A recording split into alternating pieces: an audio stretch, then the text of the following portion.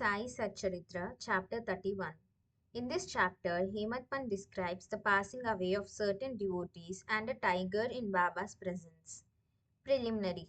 The last wish of thought that a man has at the hour of death determines his future course.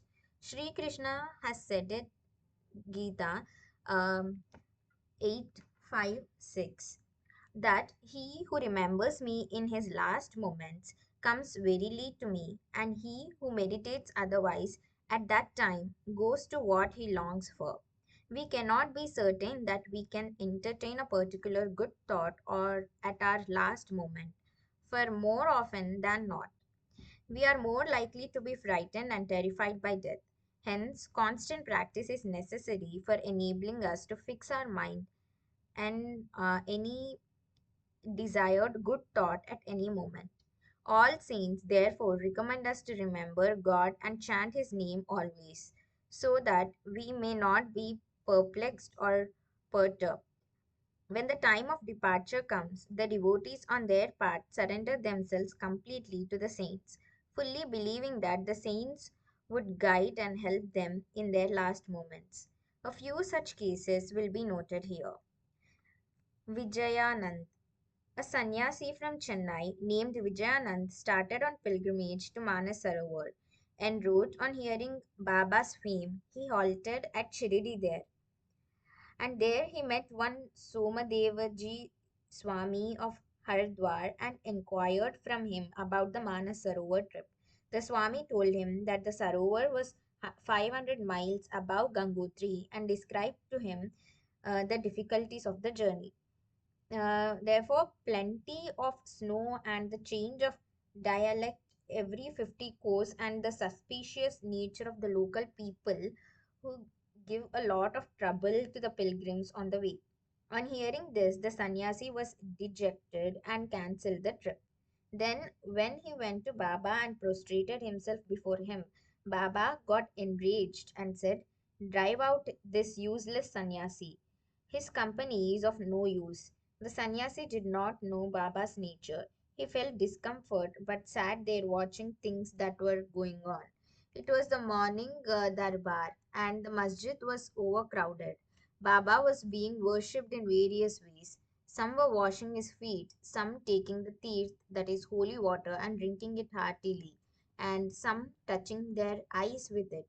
Some were applying sandal paste and some scents to his body, and all were doing these things, forgetting the distinction of caste and creed. Though Baba got enraged with him, he was filled with affection for Baba and he did not like leaving the place. He stayed in Shirdi for 2 days. When he got a letter from Chennai stating that his mother was very ill, he felt very dejected and wanted to be by his mother's side. But he could not leave without Baba's permission to return home. The omniscient Baba, knowing the future, said to him, "If you so loved your mother, why did you take sannyas? Attachment makes misuse of an odd grab. grab. So go and sit quiet at your lodging. Wait with patience for a few days. In the Vada, there are many robbers. Bolt your doors and be very vigilant. And the thieves will carry everything. Wealth and prosperity are transient, and the body is subject to decay and death. While knowing this, do your duty, leaving all attachment with the things of this world and next. He who does this and surrenders himself to the feet of Hari, that is Lord, will get free from all troubles and attain bliss. The Lord runs and helps him, who remembers and meditates on him with love and affection. Your store of past merits is considerable, so you have come here. Now attend to what I say and realize the goal of your life. Begin from tomorrow and study of Bhagavat.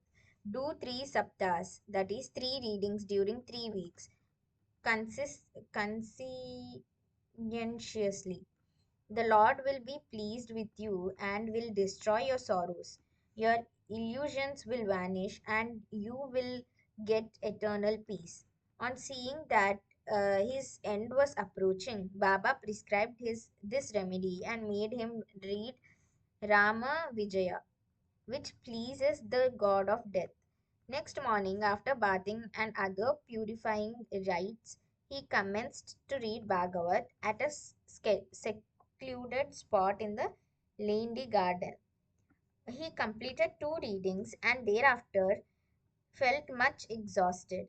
He returned to the Vada and stayed in his lodging for 2 days, and on third day he breathed his last. On Fakir, that is Bade Baba's lap, Baba asked the people to preserve the body for a day for a reason. The police afterwards came and, on making proper inquiries, gave permission for the disposal of the body.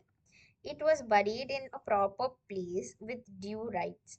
In this way, Baba helped the sannyasi and ensured him Sadgati, that is salvation. Second is Balram Mankar.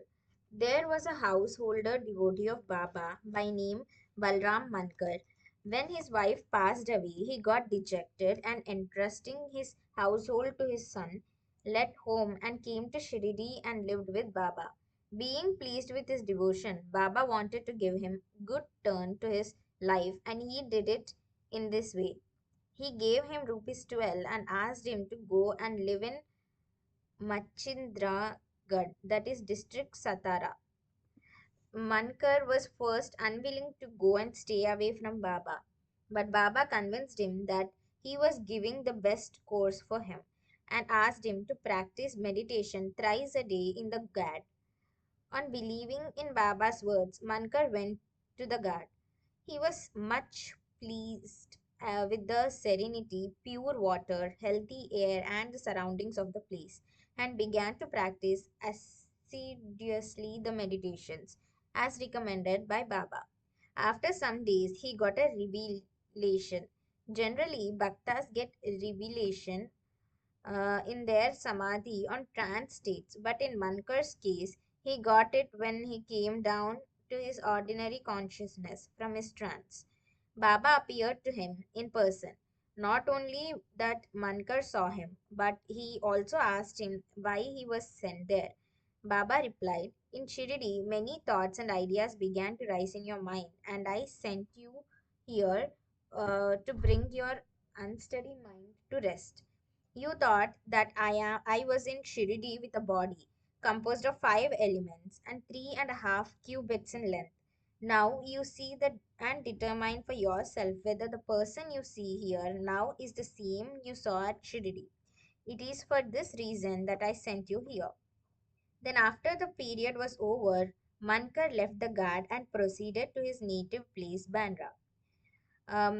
He wanted to travel by rail from Pune to Dandar.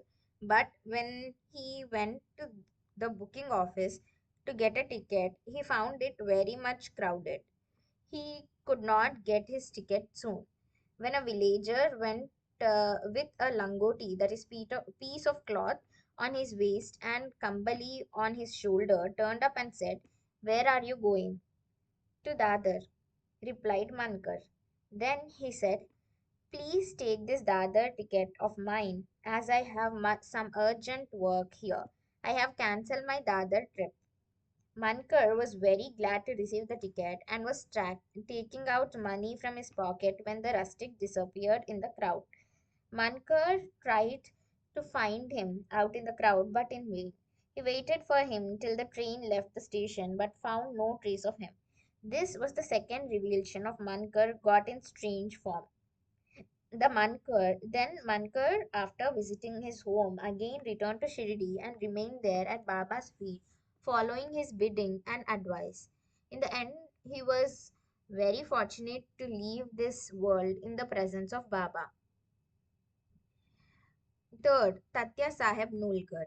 Hemadpant gives no particulars regarding Tatya Sahib Nulkar except the bare mention of the fact that he gave up his ghost in Shirdi. A brief summary of his account that appeared in the Sai Leela magazine is given here.